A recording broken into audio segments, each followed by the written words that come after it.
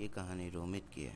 रोमित एक पढ़ा लिखा अच्छा लड़का था, जो कि पढ़ाई पूरी करने के बाद एक अच्छी नौकरी की तलाश में लगा हुआ था। और कुछ टाइम बाद उसे नौकरी एक अच्छी कंपनी में लग गई। जो ये नौकरी रोमित की पहली नौकरी थी, जिसमें रोमित ने कंपनी में दिल लगाकर काम किया और बॉस की नज़र में काफ़ी अच्छा का बन गया। बॉस जहाँ पर भी जाता रोमित को लेकर ही जाता और उसे अपने सारे काम कराता, रोमित पर भरोसा करता। इस बीच रोमित के साथ एक घटना घटी कि बॉस के कहने पर रोमित को कंपनी के काम से बाहर जाना पड़ा। और जहाँ जाना था वो बहुत अच्छा जगह थी, पहाड़ी इलाका था। और रोमित अगले दिन का सफ़र करके वहाँ पहुँच गया। वक्त शाम का हो चला था। रोमित ने देर ना करते हुए एक होटल पर जाकर रूम के लिए बोला। और जो आदमी दिखाने वाला था, उसे तो मानो देखकर डर ही लग रहा था रोमित को वो आदमी ऊपर लेकर गया, तीसरे माले पर ले गया। हालांकि होटल कुछ खास नहीं था, लेकिन रोमित ने सोचा एक दो दिन की तो बात है। उस आदमी ने रोमित को रूम दिखाया, दिखाते हुए कहा, जो वो सामने वाली खिड़की है ये मत खोलना। रोमित कुछ कहता तो उससे पहले ही आदमी बोला, कुछ सवाल करने की ज़रूरत नहीं है। रूम की चाबी हाथ में देकर वो आदमी चुपचाप नीचे की ओर चला गया। रोमित कुछ देर बाद अपने रूम से नीचे आया, खाना खाने के लिए होटल से कुछ दूर पर गया और वहाँ एक ढाबे पर बैठकर खाना खाने लगा।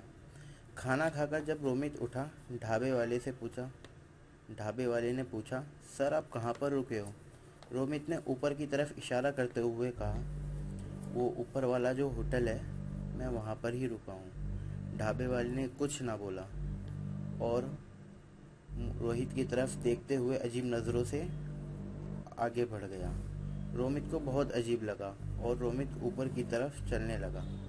रोमित को एक बात बहुत अजीब लगी रही थी रोमित को एक बात बहुत अजीब लग रही थी। उस रास्ते पर लोग आ जा नहीं रहे थे। रोमित उसी रास्ते पर चलकर कुछ ही दूर पहुंचा था कि उसका होटल आ गया। रोमित जैसे ही अपने होटल में घुसा तो सामने वही आदमी खड़ा था, जो कि रोमित को टेढ़ी नज़र से देख रहा था। रोमित उसके पास से गुजरता हुआ अपने तीसरे माले के रूम पर पहुंचा और काफ़ी थका होने के कारण रोमित अपने बिस्तर पर पड़ ही गया।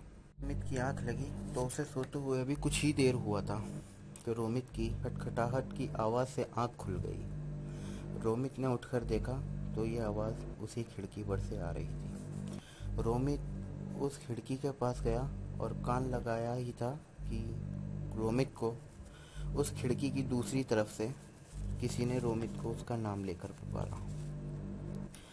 रोमित ने ये सुनकर खिड़की से पीछे हो गया और तभी रोमित की नींद टूट गई।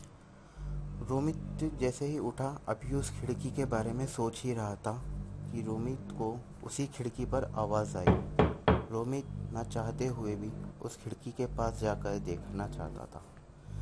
रोमित से रहा नहीं गया और उसने जाकर वो खिड़की खोल दी। एक ठंडा सा हवा का झोंका उसे छूकर चला गया। तभी रोमित की नज़र सामने वाले घर पर पड़ी। रोमित को उस घर पर एक औरत खड़ी हुई नज़र आ रही थी। लग रहा था कि वो रोमित को अपने पास हाथ से इशारा करके बुला रही हो। तभी रोमित के कानों में एक आवाज़ सुनाई पड़ी, तू मेरे पास आता है या मैं तेरे पास आऊँ? रोमित ने यह आवाज़ सुनकर जल्दी से खिड़की बंद करने वाला ही था कि जभी उसके हाथ में एक कील लग गई जो खिड़की से निकली हुई थी। जैसे ही वो कील रोमित के हाथ में लगी, रोमित के हाथ में से खून बाहर आ गया। तभी रोमित को लगा जैसे उसके हाथ को किसी ने छुआ हो और उसका खून चाट कर वापस हो गया हो। जल्दी से खिड़की बंद कर अपने बिस्तर पर आकर लेट गया।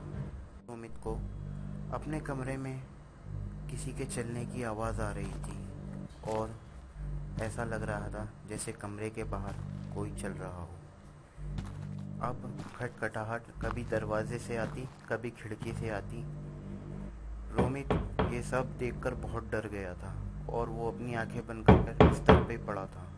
तभी रोमित के बिस्तर पर ऐसा लगा जैसे कोई आकर बैठ गया हो और उसके पैरों को हाथ लगा रहा हो। तभी रोमित की नज़र अपने रूम के सामने वाले शीशे पर पड़ी, जिसमें एक औरत खड़ी हुई नज़र आ रही थी, जो कि रोमित को देखकर मुस्कुरा रही थी। रोमित उसकी शैतानी हंसी देखकर बहुत डर गया और तभी रोमित की आंख एक झटके से खुली। नींद टूटते ही रोमित अपने रूम में उठा और चारों तरफ एक खौफनाक अंधेरा और डर के अलावा कुछ नहीं था। रोमित के हाथ से खून बह रहा था और उसके कमरे में शैतानी हंसी की आवाज़ आ रही थी। ये सब सुनकर रोमित से अपने बिस्तर से उठ खड़ा हुआ। रोमित ने अपने हाथ को देखा। ऐसा लग रहा था जैसे उसके हाथ में किसी ने अपने दांत गड़ाकर उसका खून चूसा हो। तभी रोमित को अपने दरवाजे पर एक खटखटाहट की आवाज़ सुनाई दी। रोमित डरते हुए अपने दरवाजे की तरफ बढ़ा और उसे उस ढाबे वाले की आवाज़ सुनाई दी, जो बोल रहा था, दरवाज़ा खोलो जल्दी से। तभी रोमित ने डरते हुए दरवाज़ा खोला और सामने उसके एक मौलवी साहब और वो ढाबे वाला खड़ा था। रोमित को उन्होंने जल्दी से उस कमरे से निकाला और उस होटल से नीचे लाने लगे। रोमित ये सब होटल की हालत देखते हुए बोला, ये तो एक अच्छा होटल था। तो ढाबे वाले ने बताया, ये होटल पहले था, अब नहीं, इसमें आत्माओं का बसेरा है।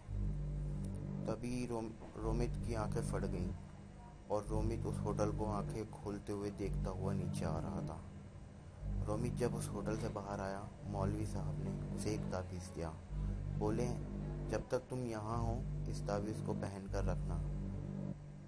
रोमित ने मौलवी साहब का धन्यवाद किया और अगले दिन वो अपने शहर वापस आ गया। रोमित जब भी ये घटना सोचता है तो मानो उसका दिल दहल जाता है।